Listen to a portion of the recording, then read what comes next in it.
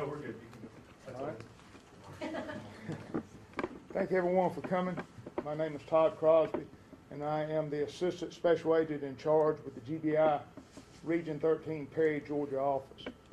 First off, let me say our thoughts and prayers go out to the Gunn family and the Fort Valley State University family. I want to thank the community for all their assistance given during this investigation. On Friday, February 14th, the welfare check was requested on Anitra Gunn by her father. Fort Valley Police Department ran numerous leads, conducted numerous interviews related to this investigation. On Monday, February 17th, a task force was created consisting of the Fort Valley Police Department, Peach County Sheriff's Office, Fort Valley State University Police Department, and the GBI.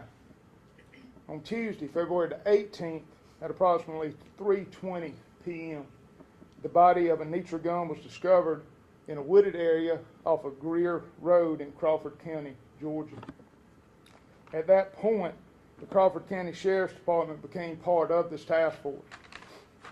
Numerous leads have been followed, witnesses interviewed, and searches executed during this investigation. During the investigation, enough information was developed that gave us probable cause to obtain an arrest warrant charging DeMarcus Little with malice murder. Any questions? Can you talk anything about the evidence? I know. No, ma'am. That would be detrimental to the prosecution, possibly, so no, ma'am. Can you tell us what, I don't know, what changed between this morning and now, or did you guys feel as if you had enough this morning, or was there some development this afternoon? There was some development this afternoon, and we followed the leads, we followed the evidence, and the evidence led us to this, but it took it a minute to develop. Do you believe he acted alone? No comment on that.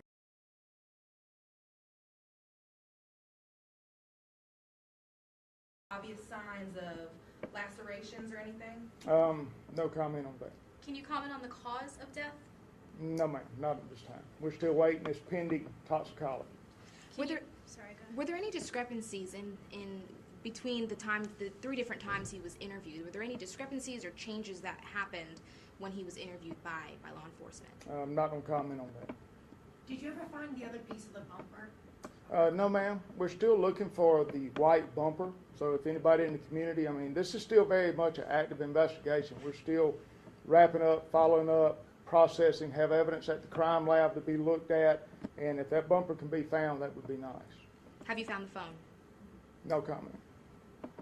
Can you say when exactly the time that you charged him, or these charges came about? Yes, ma'am, about 5 minutes ago when we told you we're ready to go. Did he already post bond? What time did he post bond earlier? I'm not familiar. That's a question for Sheriff D. When will you be able to tell us more information? We will be turning this over to the district attorney's office now that charges have been taken, and so all questions can be answered by them from this point forward. So whatever happened today, where you felt you had enough probable cause? Yes, ma'am. Because we know you've interviewed him 3 times already. Correct. Did you guys interview him again today at all? No, ma'am. He's already asked for a lawyer. We wouldn't have interviewed.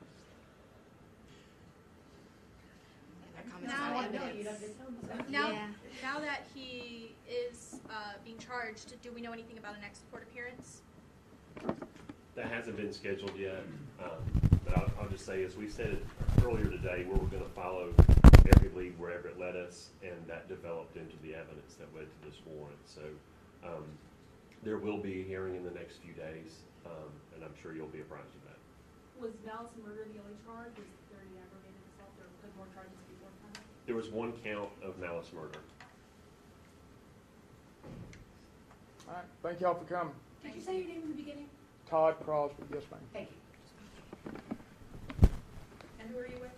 GBI. Thank y'all. Sheriff Deese, can you comment at all? I mean, we've spoken with you many times about this case, and just that you've been in contact with the family. Obviously, other law enforcement have. Just the impact that it's had on the community. I mean, a lot of people, you spoke about, giving this family a sense of closure. Talk to me about these charges and just justice for Anitra. Well, you see this. Y'all been riding around in our community. You see how upset everyone is, and that's pretty much standard for a rural community like this.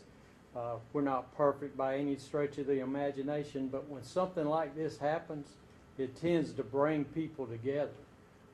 Just like this task force, we came together and worked this as a team, side by side, and I'd like to make just one comment. While that court was going on today, our investigation didn't stop. We had 10 or 12 people out there running leads. We've been running since early Monday morning, late into the night, all week. And, we've still got some work to do, but we're going to get it done. Sure. And the answer, he has not made bond. He's still here. He was trying to, right? Yes, ma'am. Sheriff, can you talk about the dedication and the hard work of all the different agencies coming to hopefully bring conclusions for this one family that's grieving?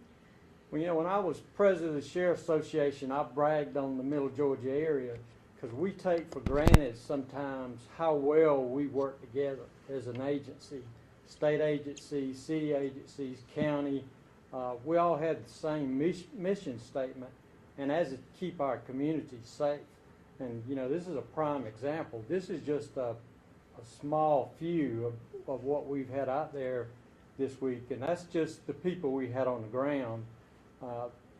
That doesn't even take into consideration the GBI Crime Lab and all of their analysts that have been working behind the scenes. There's probably 75, 100 people been working on this case all week.